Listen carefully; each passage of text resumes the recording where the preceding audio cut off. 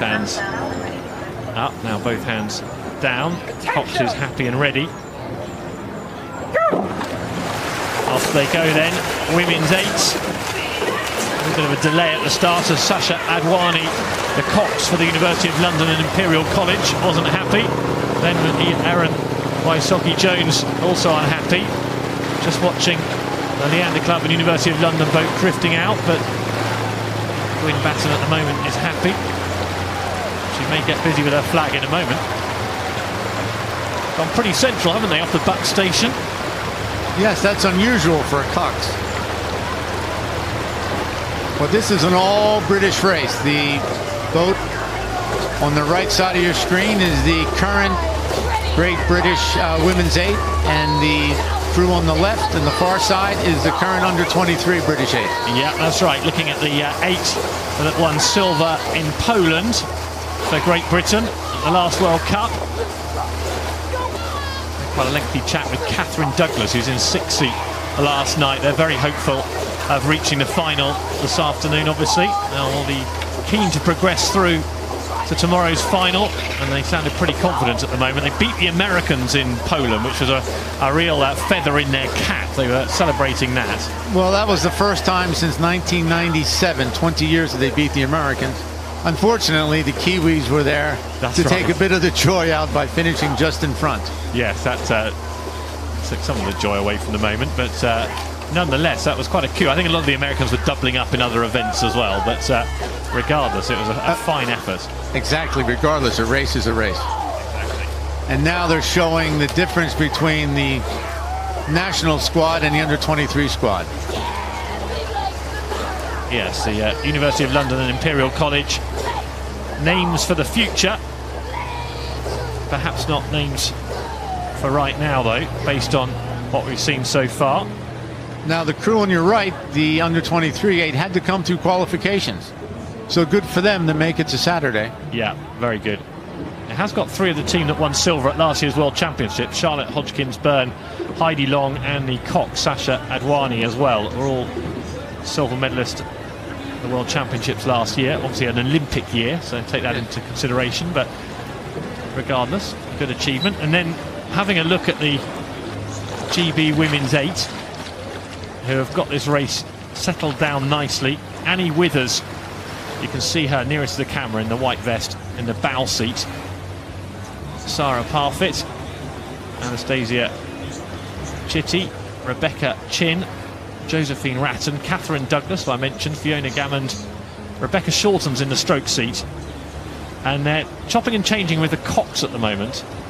Erin Wysocki-Jones in charge at Henley. It'll be Matilda, the Cox, who looks after the World Cups in Lucerne next weekend. They did it on the spin of a coin, I'm told, whether you go to the World Cup or whether you go to Henley. It's that random. Oh, well, you know, most coaches' decisions are not based on depth. A lot of times it might be a coin flip. Sometimes not overtly, though. I'm surprised they shared that with the Cox. But this UL boat is staying very close. It's not this race is not over. It isn't. The heavier boat, the national boat, jumped out to that early lead, but UL, University of London, is staying in this race. They had an unfortunate race 2 weeks ago, one of their first outings. They lost to Ohio State in the Henley Women's, so they're looking to improve their performance here at Henley. It's going to be interesting to track the progress of this Women's 8 boat. They've had a couple of changes, Anastasia Chitty and also in that boat Fiona Gammon. They've come back in. They weren't involved in the silver medal performance in Poznan. Karen Bennett, who normally races in the women's pair, and Cara McMurphy have swapped with them, so they're out. Matilda Horn, as I mentioned, also the Cox has been replaced by Erin here. So there are a couple of significant changes from the boat that won silver a fortnight ago in Poland. I think we'll see a lot of changes before the World Championships in Sarasota. The British women's team has almost no one returning on the sweep side from Rio. So they'll be changing people in and out, trying them in small boats, different combinations. There's still one more World Cup to go in Lucerne. There's a certain Helen Glover waiting on the periphery. We're all waiting to find out whether she's going to continue or not. I'm sure the girls in the boats don't even know her name. They're just working for their own seats. I think they might know her name. I know what you mean. Yeah, they'll be looking forward to a trip to Sarasota at the moment, but it's very competitive. Experimental stages still, tinkering around with orders and seat placings.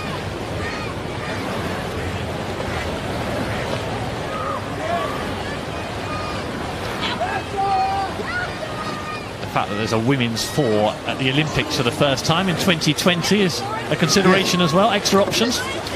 More seats to fill. Yeah, more opportunities for these rowers.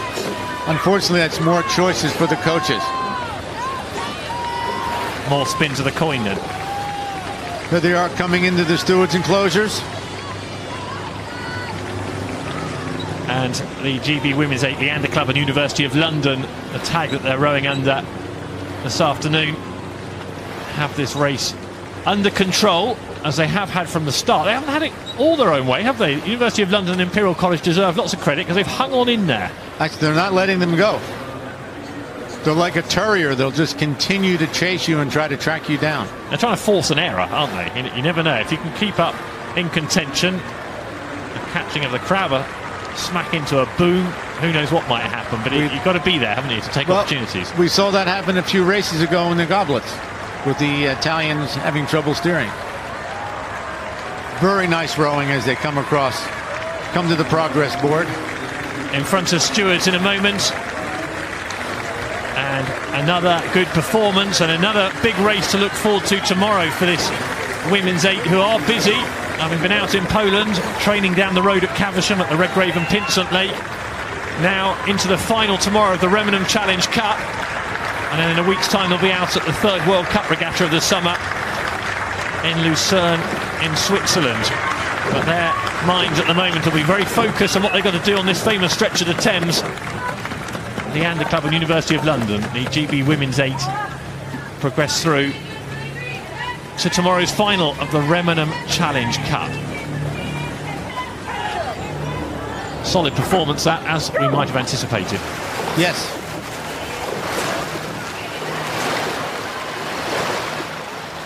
Well, you can see the difference between the main squad and the under-23 squad.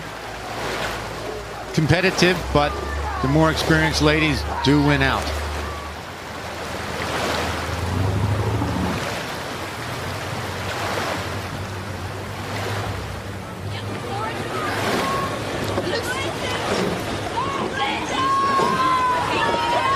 Coaches will be learning a lot, won't they? Paul Thompson and the rest of his coaching team will be learning a lot from these performances.